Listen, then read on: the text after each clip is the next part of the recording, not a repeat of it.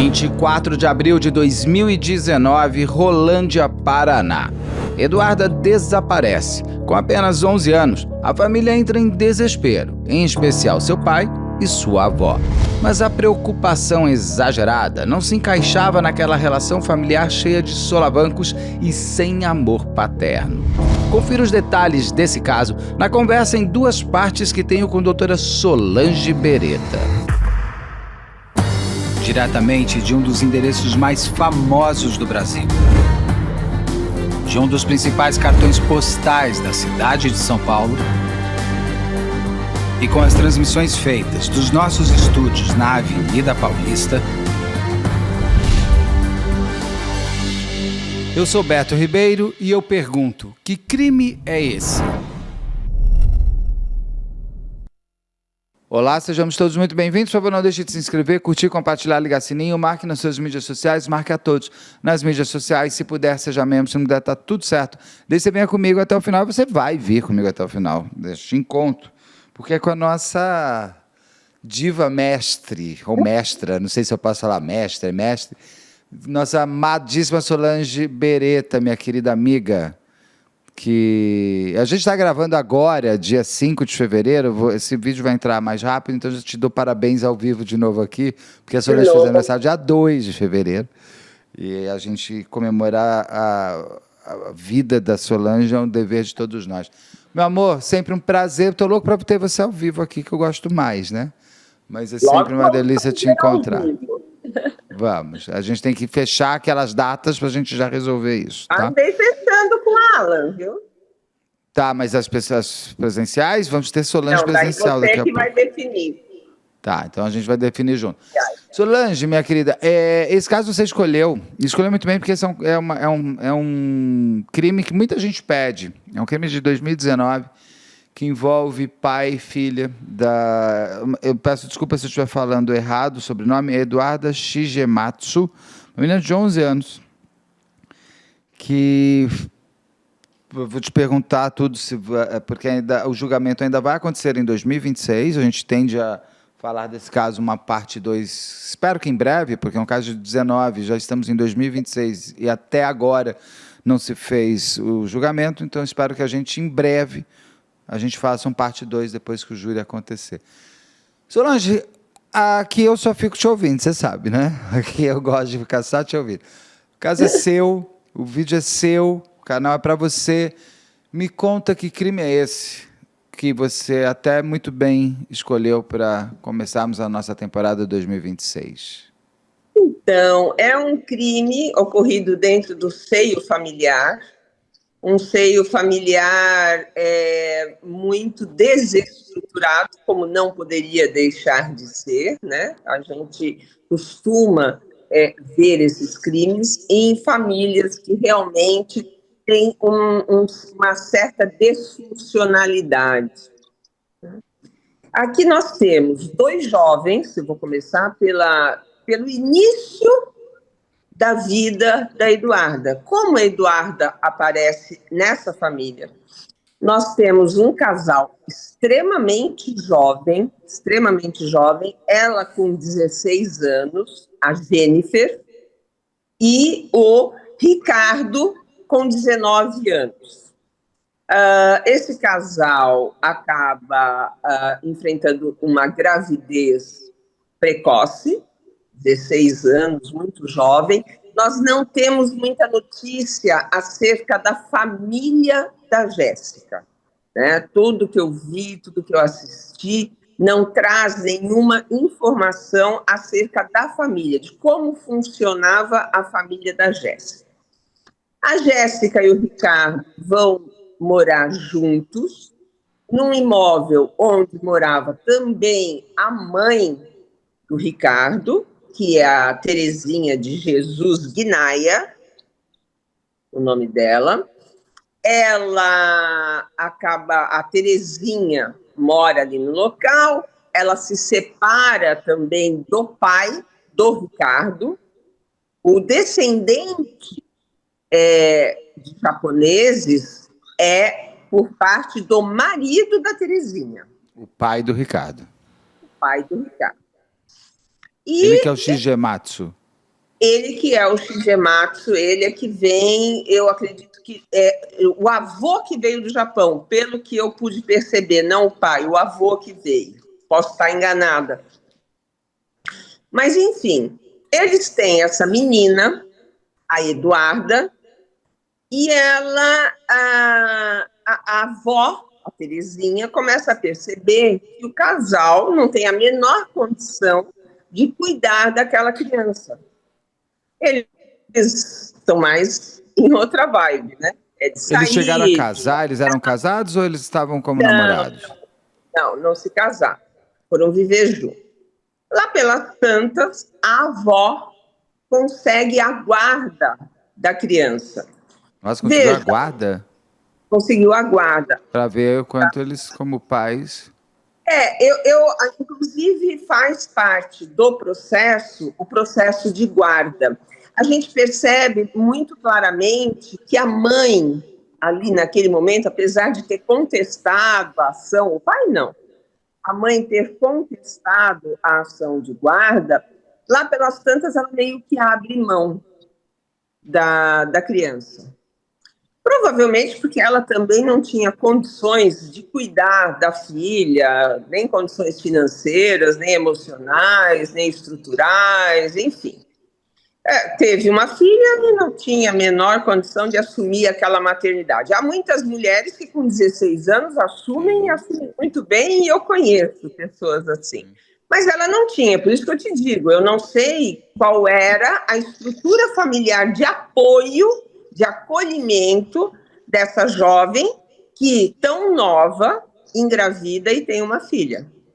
Percebe-se desde o início que o pai não tinha nenhuma proximidade com a criança.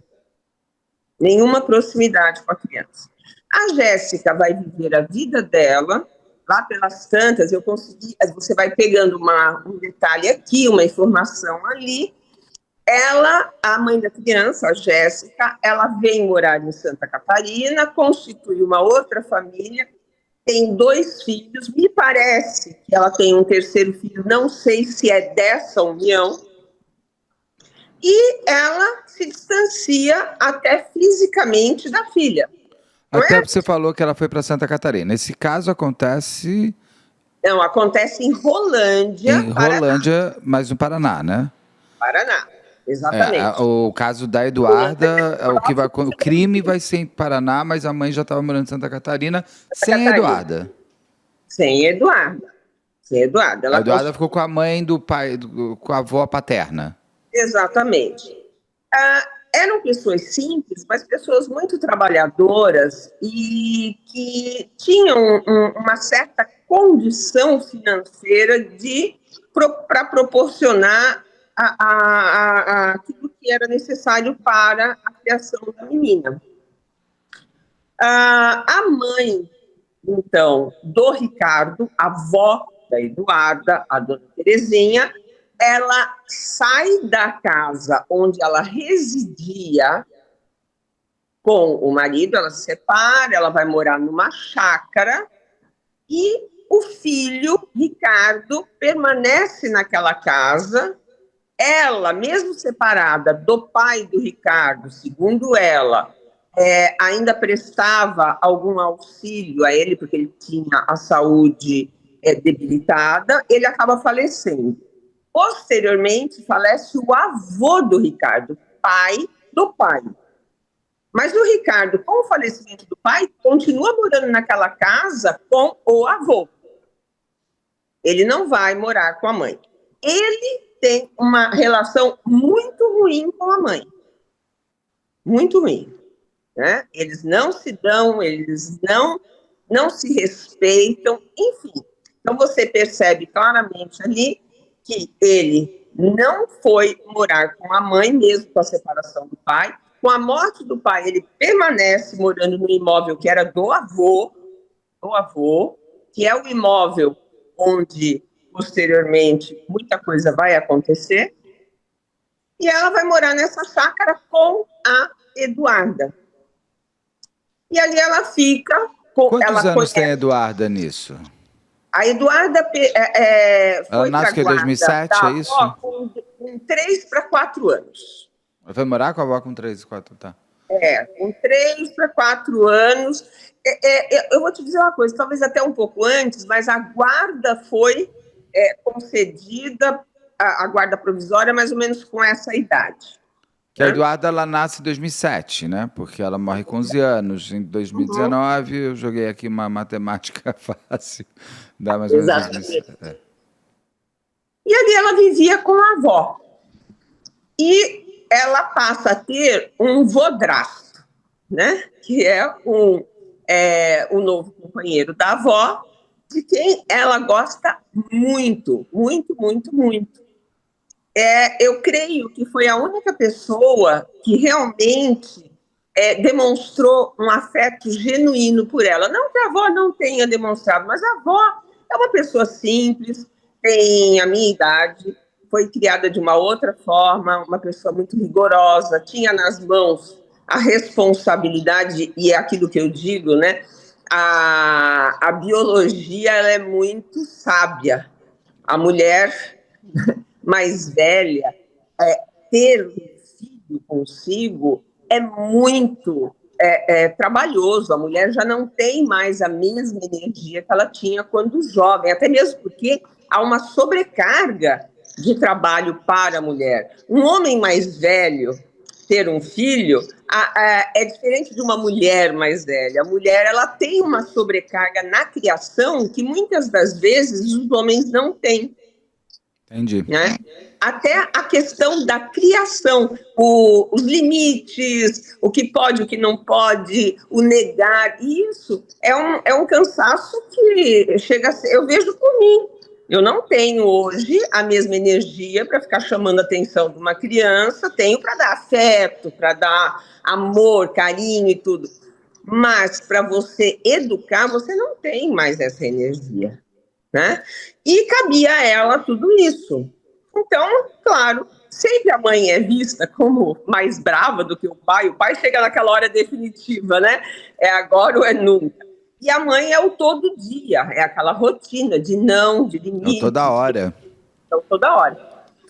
E o avô era o afeto, ela tinha paixão pelo avô, né? Pelo segundo marido da dona Terezinha. Acontece que há um fato que interrompe isso. Ela sofre ela já havia sofrido um problema antes, ela sofre um acidente muito grave. Eu não consegui saber quem estava no veículo quando ocorreu esse acidente.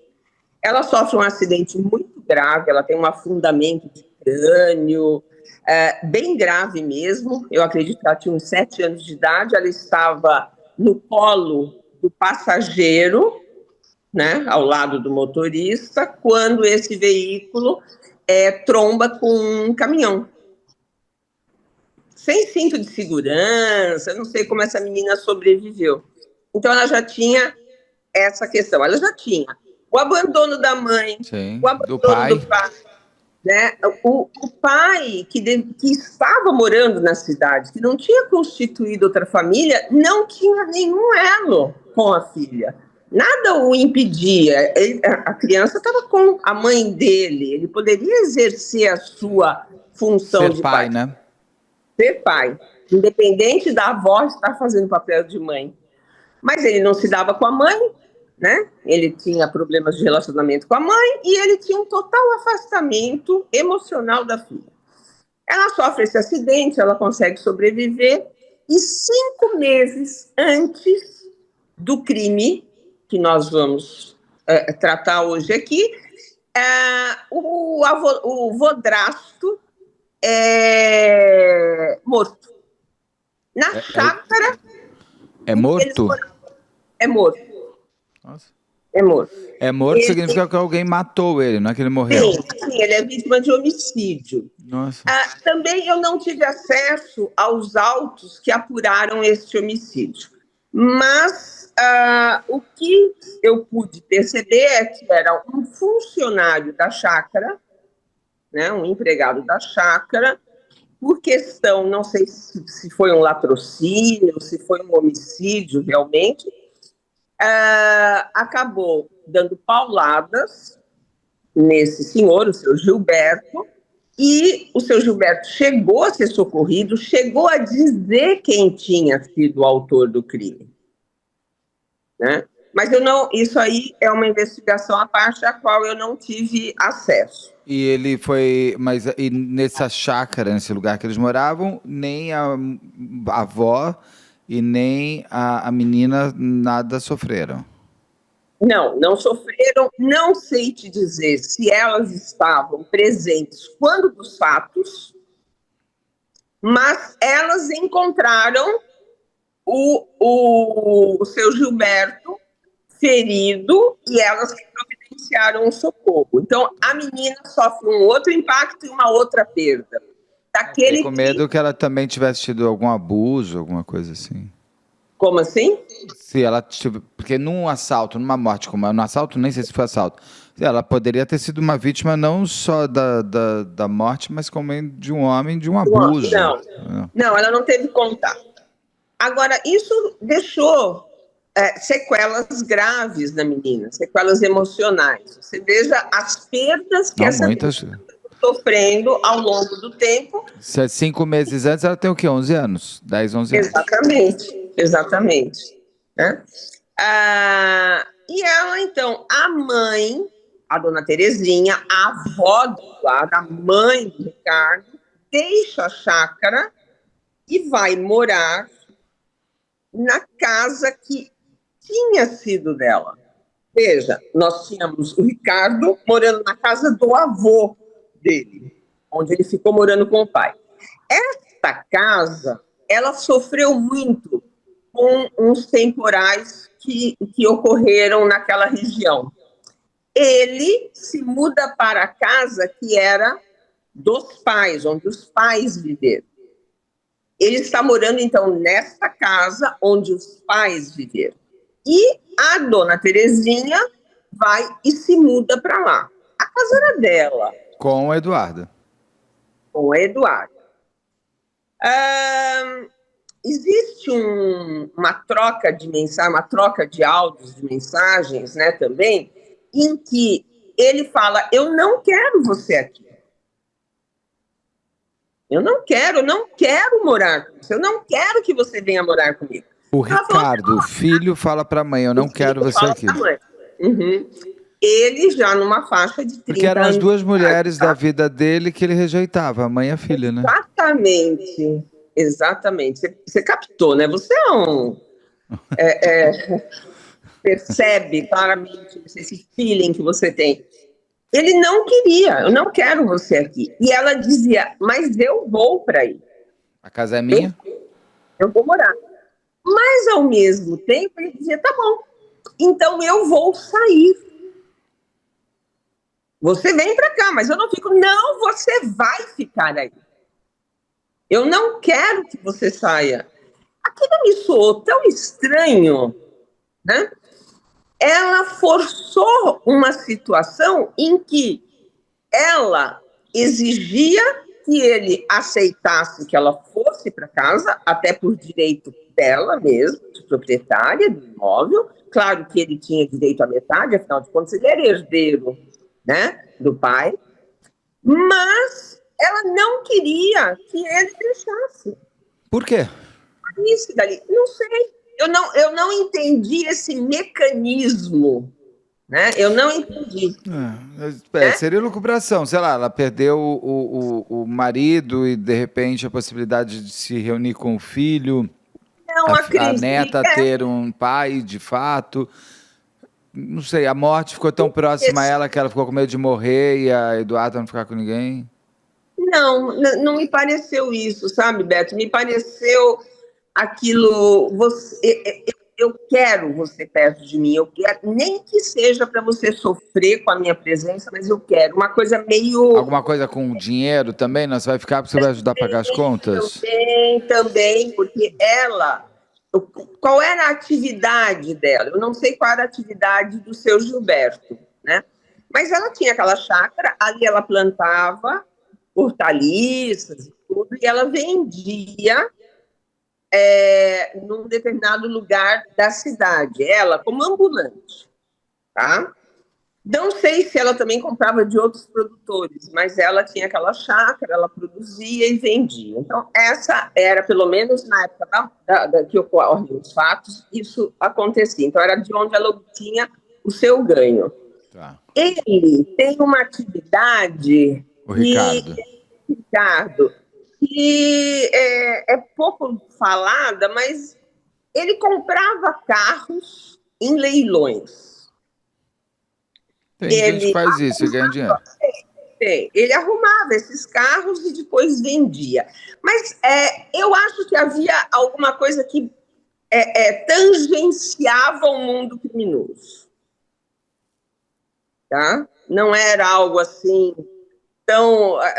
poderia existir ali alguns respingos ilícitos na atividade dele. Não sei se o tempo todo, ou em alguns momentos, ou em algumas situações. Isso é que ficou muito no ar, tá? Eu vou te dizer por quê, um pouquinho mais para frente.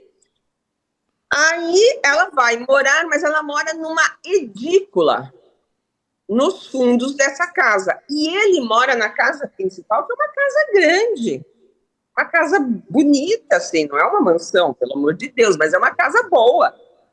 E ela e a neta vão morar nos fundos. A elas não era dado o direito de entrar naquela casa. Não era dado esse direito. Mesmo assim, ela pedia para ele ficar. Ela não se conformava dele sair. Ela queria que ele permanecesse ali. Não sei se você vai me aguentar e eu vou te fazer sofrer, ou... porque ela parece que se intrometia muito nos relacionamentos que ele tinha. Ele chega a reclamar com uma namorada que ele teve próximo à época dos fatos, que a mãe se metia muito, que era bom não ter contato com ela. Isso é importante você falar, porque isso é um dos alicerces para o crime que vem para aí, né? O fato de ele estar dentro da casa. Se ele tivesse saído, não existe realidade paralela, mas presume-se que nada disso teria acontecido. Exatamente. Lembra da casa que era do avô?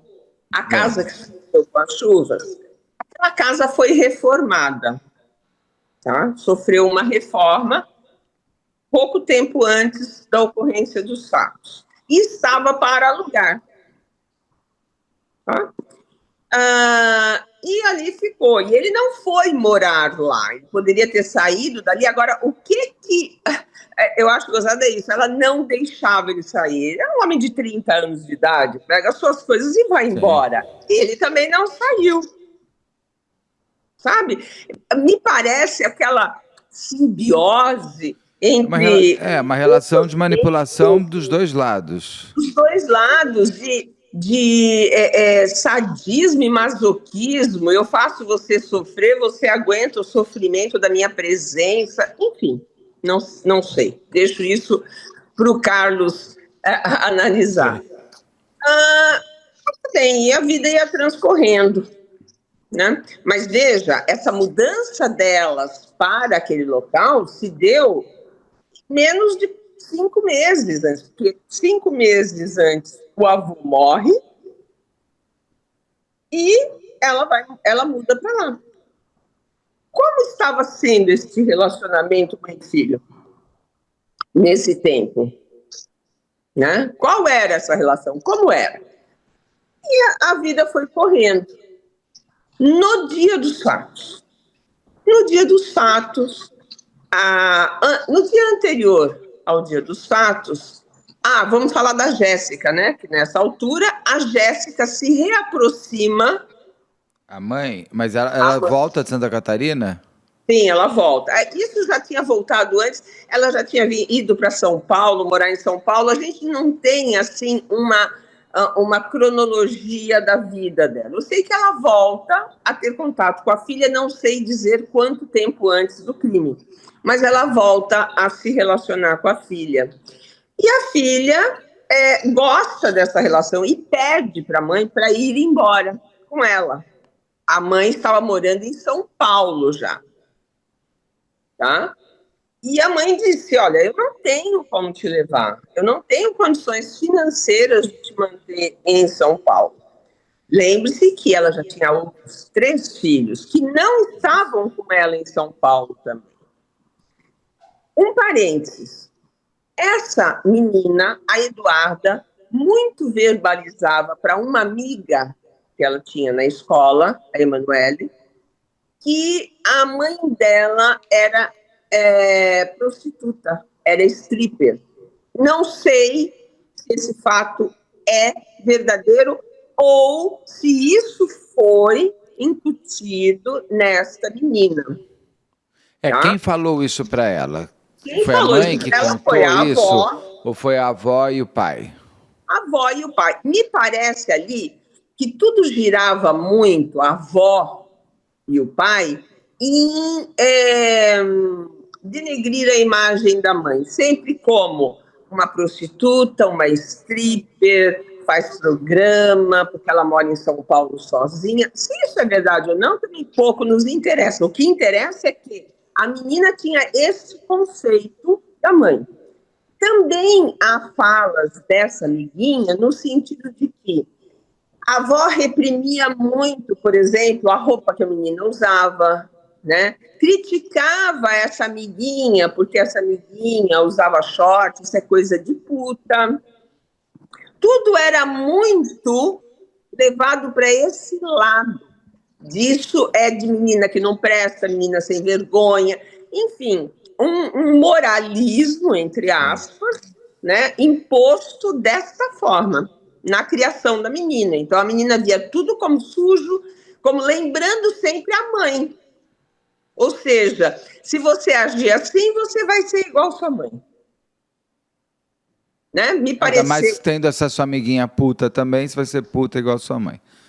A única menina com a qual a avó permitia que ela se relacionasse era com essa amiguinha Emanuele, que vinha até a casa dela. Isso é dito pela própria avó. Ela tinha outras amiguinhas no colégio, mas essa menina, a Eduarda, passou a ter problemas de aprendizado, passou a ter várias. Isso é óbvio, né? Primeiro, ela tinha tido um acidente, a gente não sabe até onde esse acidente pode ter comprometido, em que grau comprometeu a função cerebral dela. Foi abandonada por mãe e pai. Foi abandonada Viver com a avó, encontra o cadáver do Vodrasto.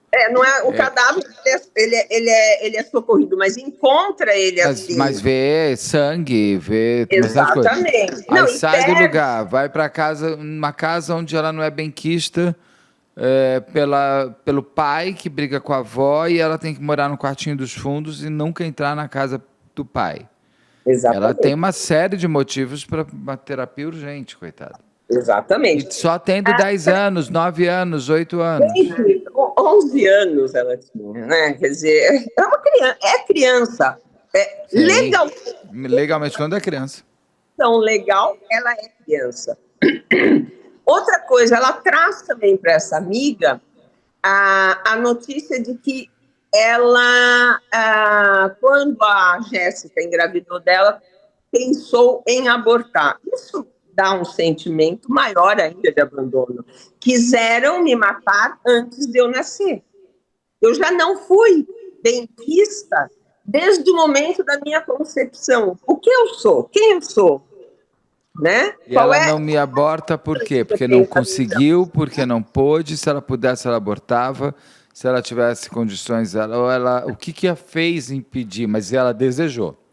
Deve ser muito complexo você ouvir que a sua mãe desejou não te ter, né? Você pensar nisso, quando você tem 20, 30, 40 anos, você vai compreender uma situação fática daquela época. Você saber disso quando você é criança, você não tem condições de avaliar isso. É um abandono. É um abandono. Eu queria te abandonar desde antes de você nascer. Eu abandonei você depois que você nasceu e eu continuo te abandonando. Naquela semana, a mãe da Eduarda, a Jéssica, veio buscar o irmãozinho mais novo da E essa Jéssica. semana é abril de 2019 já, e a gente já consegue trazer mais as datas próximas. Ela veio buscar. Eu não sei se esse filho mais novo, que é o Pedrinho, é filho do mesmo relacionamento que ela teve, onde foram gerados duas outras crianças. Se eu não me engano, eram 13. A única menina era a Eduarda. E a Eduarda, na terça-feira, no dia 18, questiona a mãe. Por que você não me leva? Você está levando o Pedrinho, né? Então, assim, mas o Pedrinho é muito pequeno e ele está sofrendo muito. Ora, eu estou desqualificando o teu sofrimento. O sofrimento do Pedrinho... Que eu já sofro desde pequeno e desde sempre. Desde sempre. O meu sofrimento nunca foi levado em consideração por ninguém. Isso é horrível. Né? Ele está sofrendo muito, ele é muito pequeno e ele está dando trabalho, porque as crianças estavam com os avós. Eu não sei quem são esses avós, se são pais da Jéssica, né? Da Jéssica, né? Não errei o nome dela, é da Jéssica, ou se são pais dos companheiros ou do companheiro dessas crianças, tá? E ela falou assim, mas não é justo. Veja, ela já tem a perfeita noção do que é justo e o que não é justo. Isso não é justo comigo. Né? Ela consegue verbalizar. Mas, enfim, isso é terça-feira à noite. Na quarta-feira, a Eduarda vai para a escola e há um passeio no planetário de Londrina. Londrina é uma cidade bem próxima, uma cidade grande, né, muito próxima de Rolândia. E a escola faz aquele passeio, né, de ir ao planetário e, no retorno, ela chega a dizer para a Emanuele, veja, nós estamos falando do depoimento de uma menina também de 11 anos, nós temos que levar tudo muito em consideração aí. Ela diz assim, não, eu vou descer perto da padaria porque tem uma pessoa que vai me esperar, né? Uma pessoa que vai me esperar e tal. Pode ela ter dito isso para a Emanuele e ser uma mentira, pode ela ter dito isso para a Emanuele e ser uma verdade, pode ela nem ter dito isso dessa forma para a Emanuele, tá? O interessante é o seguinte, a Emanuele, ela traz alguns relatos por parte da Eduarda que talvez tenha orientado o autor do crime a montar a sua narrativa. Tá? Não fossem as provas técnicas que foram depois produzidas. Ela disse também para a Emanuele que ela tinha muita vontade de morar num cemitério. Ela trazia desenhado no braço a caneta a letra V de vingança, que ela queria se vingar de quem matou o avô. Ela dizia que ela queria pular de cima da igreja matriz. Ou seja, pinceladas, né, que poderiam... Uma coisa de autoexecução. De autoexecução. Nossa, mas uma criança de 10, 11 anos, gente. Mas existe, né? Existe. Mas foram palavras soltas por uma menina de 10, 11 anos. A mãe também, naquela terça-feira, eu creio que foi naquela terça-feira anterior aos fatos, olhando os cadernos da Eduarda, viu umas folhas, assim, letra de música, e música, só que ela não diz exatamente que letras eram essas, mas enfim, de muita tristeza, de muita mágoa e normal. De também mencionando autoexecução. E a mãe rasga essas folhas e fala, pode parar com isso, né? Pode parar com isso. Rasga, assim, você tem que colocar coisas bonitas, você tem que escrever coisas bonitas e tal. Por um acaso, não sei se você sabe, mas por acaso a investigação foi ver se ela tinha Facebook, à época, principalmente. Não, 2019 já era Instagram. Não, ela não tinha acesso a isso. Não tinha nada, ela não tinha celular, nada, tá. Tanto que ela escrevia no papel e não no notes do celular. Não tinha acesso. Ela não tinha acesso. Aí a mãe também joga essa notícia. A mãe também joga a notícia de que a menstruação dela, seria uma menina jovem, que menstruou muito cedo, estaria atrasada. Daí até o delegado pergunta assim, mas a senhora conversou com ela? A senhora falava? Mas não tinha essa intimidade. A avó menos ainda. A avó era uma pessoa sem o mínimo traquejo, sem o mínimo tato, né? E daí até o delegado falou assim, eu não sei, eu sou homem, mas isso pode acontecer no início na menarca, né? Que se chama, né? E pode, Beto, pode. A menstruação, ela é irregular tanto no início quanto quando ela acaba, né? Você acaba tendo essas falhas, por isso que muitas vezes a mulher acha que está na menopausa e ela está grávida, ou quando ela é jovem, que ainda não se estabeleceu o ciclo correto e ela acaba engravidando. Ou acha que está grávida e, na verdade... Tá. Exatamente, né? Mas porque existe essa adaptação hormonal na vida da mulher. Claro. Né? Mas a senhora conversava com ela? Eu falava para ela. Ela falou para mim que já tinha dado... Isso nós estamos falando bem antes de se descobrir tudo o que aconteceu, tá? Quando ela desaparece. Mas eu já vou falar disso. Mas eu só estou te colocando que foram fatos que foram trazidos que atrapalharam um pouco as investigações. Tá? Mas a senhora conversava? Você conversava com ela? Eu falava para ela. Ela falou para mim que gostava de um tal de, enfim, um menino na escola e que já tinha beijado de língua, e eu falei para ela tomar cuidado. É aquela educação sexual totalmente distorcida. Ela toma cuidado, né? E sem realmente sentar e conversar com a criança, com a jovem, explicar... Mas 10, 11 anos também, gente? Não sei se tem idade, se eu tô sendo careta, velho. Menstruava já, Beto. Tudo bem, ela menstruava, mas isso não significa... Menstruava, isso tá. Você é uma idade em que a menina já pode ser preparada para saber como as coisas acontecem, como se engravida, como não se engravida. Ela já estava se interessando por menino, né? Ela podia ser vítima de um abuso. Isso tudo eu estava tentando falar, porque é o seguinte, ela menstruou muito novinha, muito criança. E eu já vi relatos de pessoas que fazem pesquisas tal, que muitas pessoas abusadas, crianças, elas têm principalmente menina, tem a puberdade mais cedo, né, também. Porque o corpo já está sendo mais estimulado, sei lá, não sei como usar a palavra que eu uso. Não é um estímulo, né? É um abuso.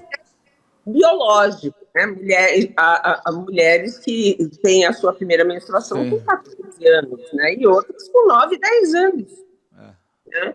Eu mesma, eu com 11 anos, eu já menstruava. E eu tenho 66, então veja, lá para trás, né? Sim. E tem amigas que ainda não, né?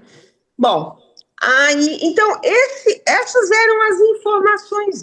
Muito bem. Naquele dia, a Eduarda vai para a escola, faz o passeio, retorna e chega em casa meio-dia e 15. Meio-dia e 15. Como é que nós sabemos que é meio-dia e 15? Porque havia uma câmera de monitoramento de um imóvel quase em frente à residência dela e que filmou a entrada dela. E nunca mais filma essa criança. Ela entrando na casa dela e nunca mais saindo da casa dela. Da casa que ela morava com a avó e com o pai. Coitada, falar a casa dela é muito forte. Só que 1h37, o veículo do pai sai da casa. 15 minutos depois, a avó chega em casa. A avó chega em casa... Eu ia te perguntar isso, dá para saber quem estava na casa? Se o pai e a avó estavam ou não? Só o pai? Estava. Tá. A avó chega depois. o pai estava, porque as câmeras filmam ele saindo. Sabe para onde ele avó foi? não estava, porque a avó chega depois que o pai sai. E não sei, assim, se ele sai, era normal ele sair naquele horário? Era o horário que ele sai para trabalhar, ele vai trabalhar, o que aconteceu? Não sabemos. Não era um funcionário, né? Ele era dono do seu próprio negócio, do seu próprio tempo. Não sei se aquele era o horário dele estar em casa, mas enfim. Eu achei que ela chegou muito tarde, porque, veja, ela, posteriormente, a Terezinha, diz que teria combinado com a neta que viria para o almoço e levaria a neta, a Eduarda, para ir lá para o local de trabalho dela, porque a neta gostava de ficar ali vendendo as verduras junto com ela. Mas, ao mesmo tempo, depois ela disse que procurou a catequista, porque ela teria catequese naquele dia. Enfim, existem informações meio desencontradas. A avó chega em casa, vê a mochila, não encontra a menina e diz, posteriormente, que a menina disse: se eu não vier para casa, eu fui para casa da fulana, que não era a Emanuele, né? Vou para casa da fulana. Tá bom. A avó pega e sai e vai trabalhar. Tá? E nada da menina chegar em casa até a noite. A avó fala pro filho: olha, ela não voltou, não sei onde ela está, precisa ver onde ela está.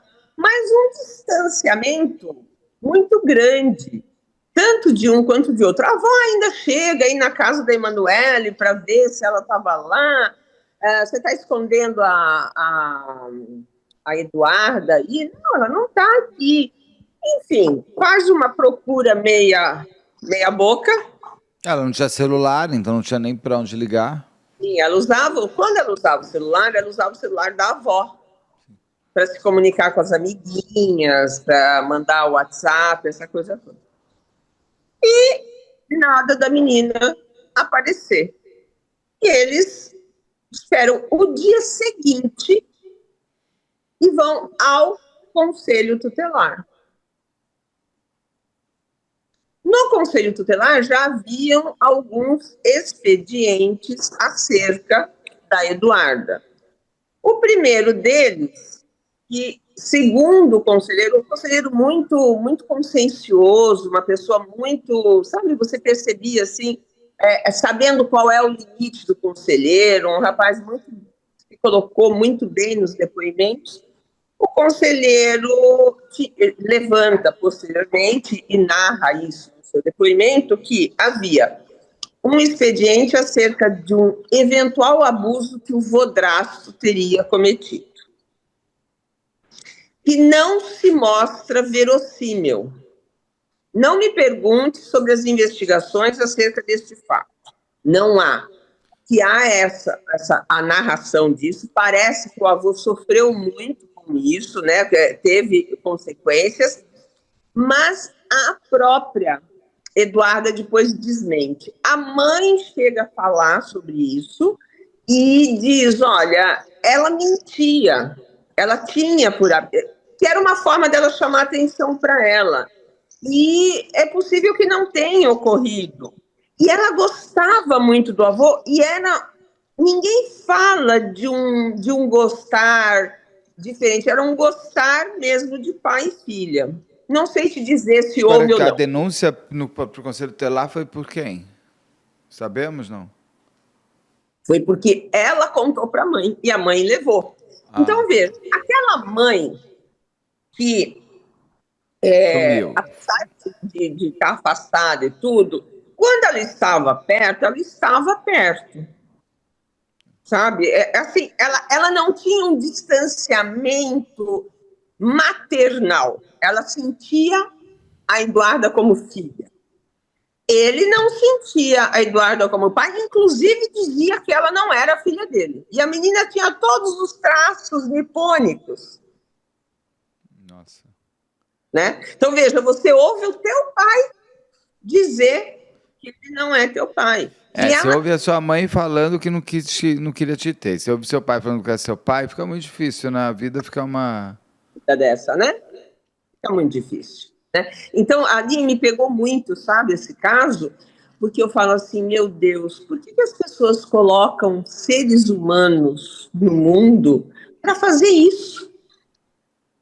Né? Para fazer isso. Isso é destruir um ser humano. Qual é a condição que esse ser humano tem de ser um ser humano saudável que possa enfrentar todas as vicissitudes que a vida vai lhe trazer, como traz para todos nós? Né? Como é possível alguém fazer isso? Por isso que hoje em dia, quando eu ouço casais dizerem, não, nós não queremos filho, eu entendo. Eu consigo entender. Porque será que essas pessoas serão capazes de construir um ser humano saudável para a vida, para o mundo, para ele? Ou vão fazer mal? Vão ser egoístas, não vão querer cuidar, vão cuidar mais de si? São pessoas mais centradas em si do que no outro. Tudo bem, você faz as suas opções. Mas você colocar um ser humano no mundo para isso... Você tem que sempre se perguntar por que eu quero ter filho. Eu quero ter filho porque minha mãe sempre falou que eu tenho, que é um neto. Eu quero ter filho porque eu tenho que ter filho porque a sociedade me exigiu. Eu quero ter filho para completar a foto do Instagram e todo mundo curtir. Eu quero ter filho para fazer inveja para minha prima. Por que você quer ter filho? A primeira resposta tem que ser porque eu quero ser pai, eu quero ser mãe. Eu quero exercer esse amor e eu quero receber esse amor, não é? Quando até minha filha perguntou assim, mas o que? Eu falei, porque é um amor tão grande, tão imenso, tão incondicional, que só você vivenciando você vai entender. Agora, isso pode ser que não esteja no seu DNA. E no caso da Eduarda, nenhum dos dois quis nada com ela. Talvez até com os outros filhos eles poderiam até querer ser pai e mãe, mas dela eles não quiseram ser. Sim, eu vou te mostrar como ele era com o filho da namorada. Ele teria colocado ela de castigo no dia anterior. Mas coisa normal. Nada fora de uma normalidade. Nem com o avô, nem com a avó, nem com o pai. E ele vai à academia na quarta-feira. E o dono da academia, na quarta e na quinta, ele não era. Ele ia à academia, mas não com tanta frequência. Ele foi na segunda, na quarta e na quinta.